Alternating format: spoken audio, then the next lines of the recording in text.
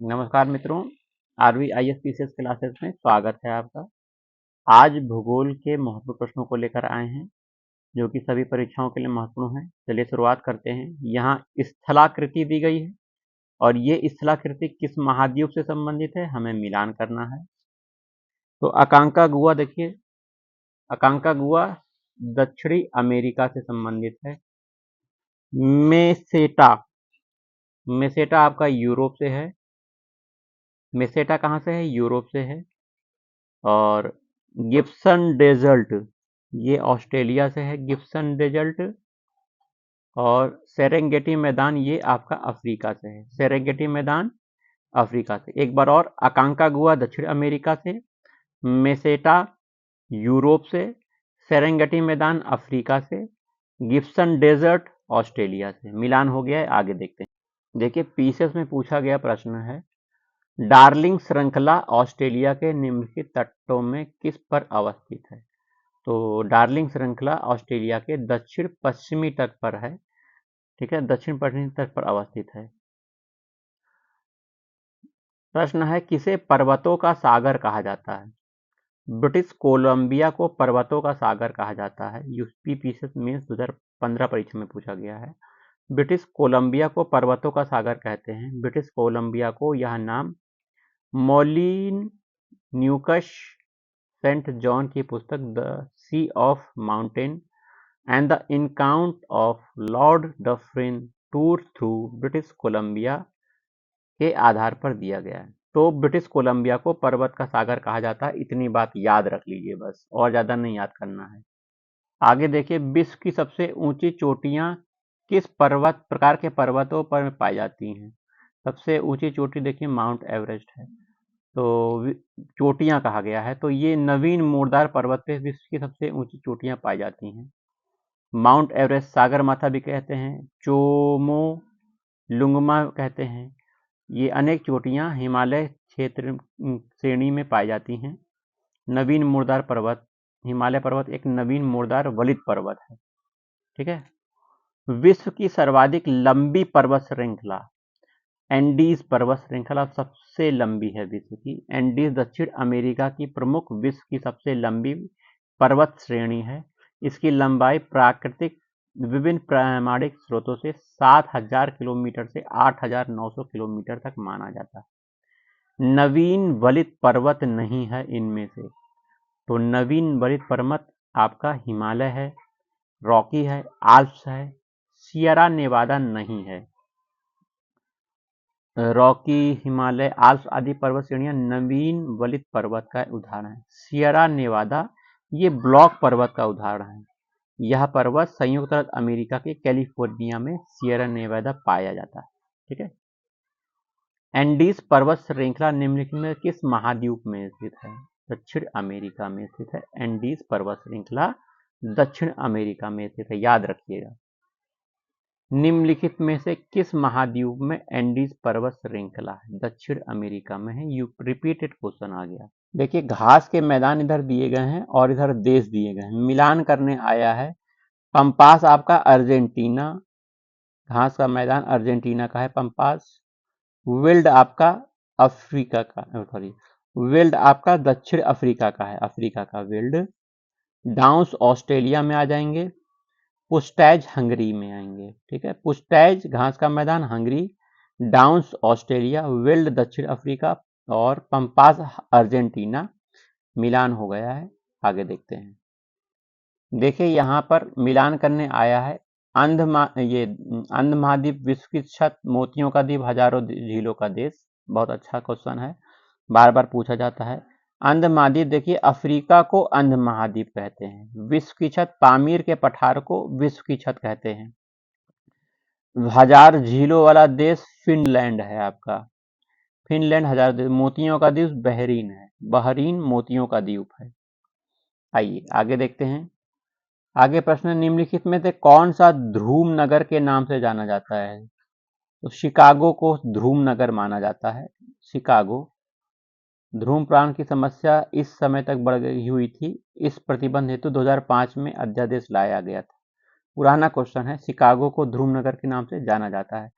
पूर्वी समुद्र की स्वामिनी किसे कहा जाता है? श्रीलंका देश को पूर्वी समुद्र की स्वामिनी कहा जाता है ना। देखिए, रूस के किस शहर को उत्तर का वेनिस कहते हैं? सेंट पीटर्सबर्ग को रूस का शहर है, इसे उत्तर का वेनिस कहते हैं, सेंट पीटर्सबर्ग। रूस के सेंट पीटर्सबर्ग शहर को उत्तर का वेनिस कहते हैं। पहले इसे पेट्रोग्राड लेनिनग्राड के नाम से जाना जाता था। यह एक महत्वपूर्ण ऐतिहासिक सांस्कृतिक शहर होने के साथ साथ एक बंदरगाह शहर भी है। मध्यरात्रि सूर्य का देश दिखाई देता है, तो उत्तरी ध्रुव पर और दक्षिणी ध्रुव दोनों पर मध्यरात्रि सूर्य का देश दिखाई देता है। पीसेस में पूछा गया क्वेश्चन है। पक्षियों का महाद्वीप किसे कहते हैं? दक्षिण अमेरिका को पक्षियों का महाद्वीप कहते हैं। दक्षिण अमेरिका महाद्वीप को पक्षियों का महाद्वीप, कॉन्टिनेंट ऑफ बर्ड्स कहते हैं। सुमेलित करने आया हुआ है। तो नियाग्रा प्रपात आपका न्यूयॉर्क राज्य में है। हजारों झील की भूमि फिनलैंड है। एफिल टावर फ्रांस की राजधानी पेरिस में है। पामीर का पठार विश्व की छत कही जाती है। मिलान हो गया है। आगे देखिए, निम्नलिखित में से किसको प्रातःकालीन शांत स्थल कहा जाता है? तो कोरिया देश को प्रातःकालीन शांत स्थल कहते हैं। पीसेस में पूछा गया है, कोरिया वर्तमान दक्षिण कोरिया को प्रातःकालीन शांत स्थल, लैंड ऑफ मॉर्निंग काम कहा जाता है। कोरिया देश को याद रखिएगा, दक्षिण कोरिया को। निम्नलिखित में से किसे यूरोप की तेल राजधानी कहा जाता है? एबरडीन को यूरोप की तेल राजधानी कहते हैं, एबरडीन को। निम्नलिखित में से किस द्वीप को वादे की भूमि के रूप में जाना जाता है? मिंडानावा को जाना जाता है। तो वादे की भूमि मिंडानावा को कहा जाता है। मिंडाना द्वीप वादे की भूमि के रूप से जाना जाता है। ये फिलीपींस द्वीप समूह का एक भाग है। मिंडानाओ वादे की भूमि है। टर्की का कौन सा नगर पश्चिम का द्वार कहलाता है? तो इस्तांबुल। तुर्की का इस्तांबुल पश्चिम का द्वार कहलाता है। आगे देखिए, संयुक्त राज्य अमेरिका के किस राज्य को ब्लू ग्रास स्टेट कहते हैं? केंटुकी को कहा जाता है। अमेरिका का राज्य है केंटुकी, इसे ब्लू ग्रास स्टेट कहते हैं। ठीक है, संयुक्त अमेरिका का राज्य केंटुकी, जिसे ब्लू ग्रास स्टेट कहते हैं। टर्की का कौन सा नगर पश्चिम का द्वार है? इस्तांबुल है, याद रखिएगा। श्वेत हाथी की भूमि को थाईलैंड को कहा जाता है। श्वेत हाथी की भूमि थाईलैंड है, याद रखिएगा। सूर्योदय का देश जापान है। ठीक है, इंपॉर्टेंट क्वेश्चन है, डेटम रेखा क्या है? डेटम रेखा है समुद्र तल की क्षैतिज रेखा जिससे ऊंचाई तथा गहराई की माप होती है, डेटम रेखा है। फिर से, समुद्र तल की क्षैतिज रेखा जिससे ऊंचाई गहराई की माप होती है, डेटम रेखा कहलाती है, याद रख लीजिए। हमारे जलमंडल का सबसे बड़ा भाग है प्रशांत महासागर, सबसे बड़ा है। ठीक है, प्रशांत महासागर सबसे बड़ा है। अटलांटिक महासागर, हिंद महासागर, अंटार्कटिका महासागर। तो प्रशांत महासागर सबसे बड़ा है, याद रखिएगा।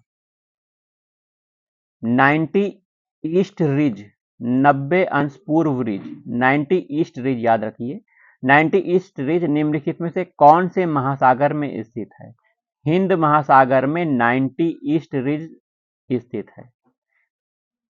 ठीक है, भूमि में गुरुत्वाकर्षण जल किस तनाव पर रहता है? भूमि में गुरुत्वाकर्षण जल किस तनाव पर रहता है? 1/3 एटमॉस्फेयर से कम रहता है।